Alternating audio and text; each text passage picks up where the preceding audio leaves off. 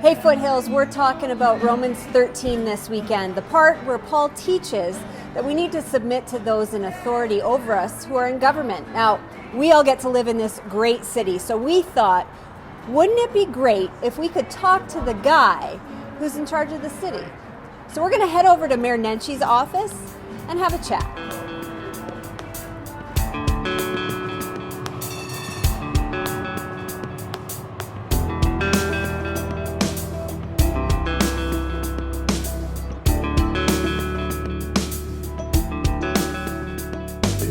Oh, it's my honor. Thank you.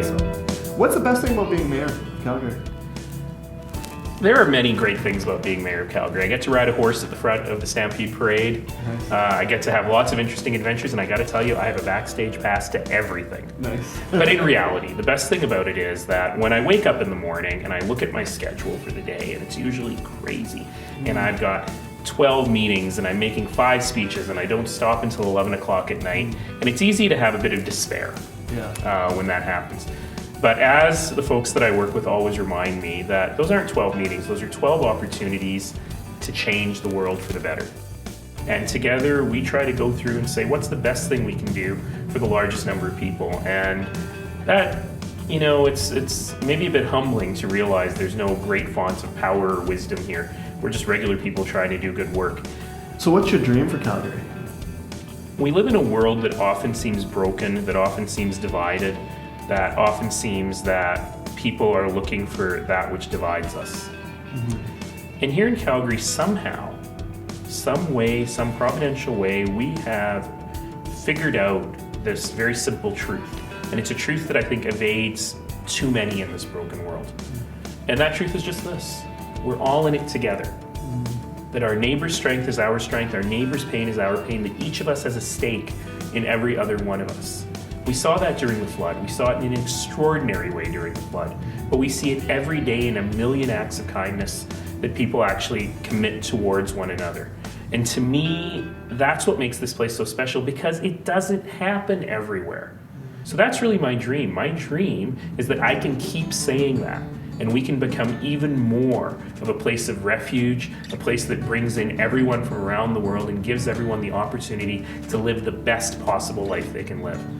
Can you talk to us a little bit about your view of the role of the faith community within the city of Calgary? What I always say when I'm speaking with people of faith is that we as people of faith have so much more that unites us than that which divides us. When you strip down to the core principles, you know, we're talking about Romans 13, 1-7 today. Read 8, right? The next verse. The next verse that talks about how the only debt we have is the debt of love that we owe to one another. And that's the core of all people of faith. Love your neighbor as you love yourself. The absolute necessity of community service. The dignity of every human being. The need for every one of us to work towards a better community.